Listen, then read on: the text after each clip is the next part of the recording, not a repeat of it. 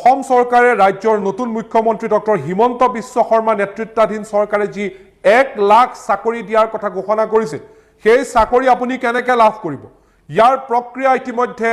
আৰম্ভ হৈছে আৰু 1 লাখ চাকৰি দিয়াৰ কি প্ৰক্ৰিয়া হ'ব কি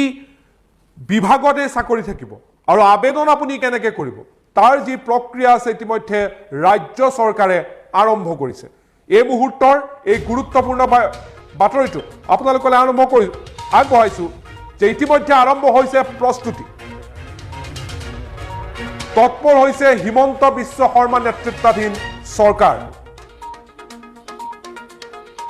1 লাখ চাকৰি দিয়াৰ বাবে প্ৰস্তুত কৰা হৈছে ব্লুপ্ৰিণ্ট বিত্তমন্ত্ৰীৰ অধ্যক্ষতাত প্ৰথমখন বৈঠক 1 লাখ চাকৰিৰ বাবে বিভাগসমূহলৈ গুৰুত্বপূৰ্ণ নিৰ্দেশনাও জাৰি কৰা হৈছে কোন বিভাগত কিমান পদ খালি আছে তাৰ তথ্য যুগুত কৰাৰ নিৰ্দেশ ইতিমধ্যে জাৰি কৰা হৈছে কোন বিভাগত কেনেকৈ চাকৰি দিয়া হ'ব তাৰ সন্দৰ্ভতো প্ৰথমখন বৈঠকত বিস্তৃত আলোচনা পদসমূহৰ বাবে কেনে ধৰণে আবেদন কৰিব লাগিব আবেদনৰ বাবে প্ৰক্ৰিয়াও প্ৰস্তুত কৰাৰ বাবে বৈঠক সম্পূৰ্ণ নিকা পদ্ধতিৰে যাতে চাকৰি লাভ কৰে তাৰ বাবে তৎপৰ হৈছে ৰাজ্য চৰকাৰ শীঘ্ৰেই খালী হৈ থকা পদসমূহৰ সন্দৰ্ভত প্ৰতিবেদনো দাখিল কৰিবলৈ নিৰ্দেশ আৰু এই মুহূৰ্তত আমি আপোনালোকক দুখন আলোকচিত্ৰ দেখুৱাই আছো এই আলোকচিত্ৰ সেই স্থানৰ য'ত 1 লাখ চাকৰি দিয়াৰ প্ৰতিশ্ৰুতি পূৰণৰ বাবে ৰাজ্য চৰকাৰে যি প্ৰক্ৰিয়া আৰম্ভ কৰিছে সেই প্ৰক্ৰিয়াৰ এই দুইখন আলোকছবি আৰু এই আলোকছবিত বিত্তমন্ত্ৰীক দেখা পোৱা গৈছে অজন্তা নেওগক আৰু অন্যান্য বিভাগৰ মুৰব্বীসকলৰ সৈতে বৈঠক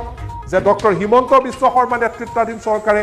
1 লাখ চাকৰি কোন বিভাগত দিব আৰু কেনেকৈ এই চাকৰি আপুনি লাভ কৰিব তাৰ সম্পূৰ্ণ ব্লুপ্ৰিণ্ট এই বৈঠকতে প্ৰস্তুত কৰা হৈছে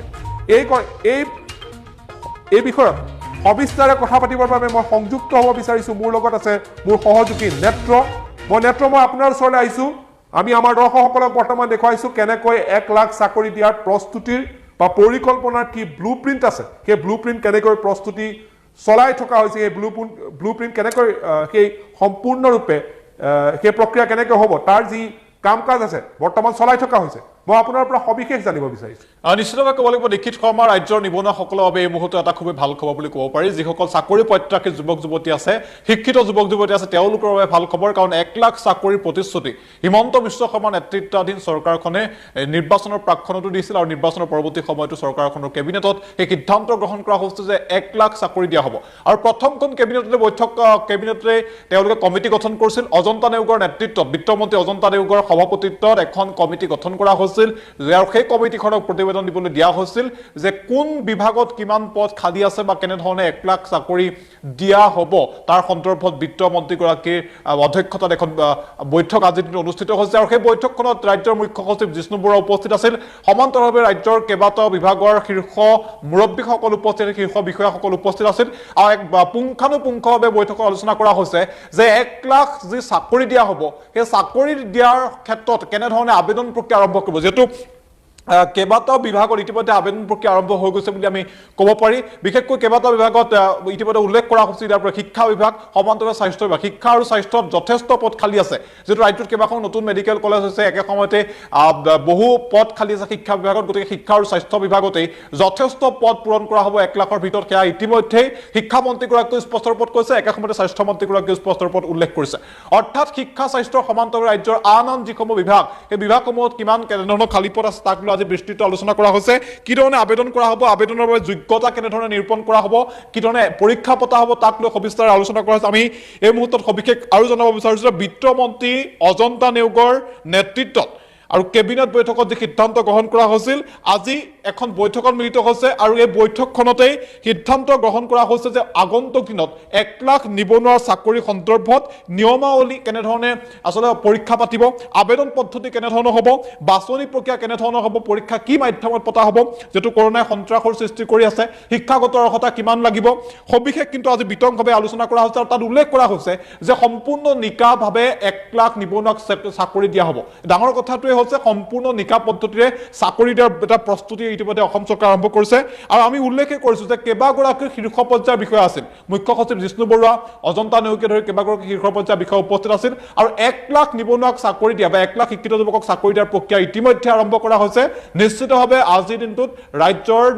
যুৱক যুৱতী আৰু চাকৰি প্ৰত্যাশীসকলৰ বাবে ভাল খবৰ এই বৈঠকখনে পুনৰ কঢ়িয়াই আনিছে দীক্ষিত শৰ্মা হয় নেত্ৰ ধন্যবাদ জনাইছো আৰু এই মুহূৰ্তত আমাৰ দৰ্শকসকলক জনাব বিচাৰিছো যে যদিহে আপুনি যোগ্য আপুনি যদি চাকৰি বিচাৰি আছে তেতিয়াহ'লে আপুনিও প্ৰস্তুত হওক কাৰণ প্ৰস্তুতি আৰম্ভ কৰিছে ডক্টৰ হিমন্ত বিশ্ব শৰ্মা নেতৃত্বাধীন চৰকাৰে 1 লাখ চাকৰি দিয়াৰ যি প্ৰতিশ্ৰুতি আছে সেই প্ৰতিশ্ৰুতি পালনৰ ব্লুপ্ৰিণ্ট ইতিমধ্যে প্ৰস্তুত কৰা হৈছে প্ৰথমখন বৈঠক অনুষ্ঠিত হ'ল বিত্তমন্ত্ৰী অজন্তা নেওগৰ নেতৃত্বত কোৱা হ'ল কোন বিভাগত কিমান চাকৰি আছে তাৰ তথ্য যুগুত কৰাৰ নিৰ্দেশ দিয়া হ'ল আবেদন কেনেকৈ কৰা হ'ব তাৰ বিষয়ে আলোচনা কৰা হ'ল কেনেধৰণে এই চাকৰিসমূহ লাভ কৰিব তাৰ নীতি নিয়ম কি হ'ব এই সন্দৰ্ভত আলোচনা কৰা হ'ল আৰু শীঘ্ৰেই ৰাজ্যৰ নিবনুৱাসকলক যাতে সংস্থাপন দিব পৰা যায় আৰু 1 লাখ চাকৰিৰ মাধ্যমেৰে ৰাজ্য চৰকাৰৰ বিভিন্ন পদ যাতে পূৰা কৰিব পৰা যায় তাক ভৰাব পৰা যায় তাৰ প্ৰক্ৰিয়া ইতিমধ্যে আৰম্ভ হৈছে প্ৰস্তুত হওক আপুনিও প্ৰস্তুত হৈছে ডক্টৰ হিমন্ত বিশ্ব শৰ্মা নেতৃত্বাধীন চৰকাৰ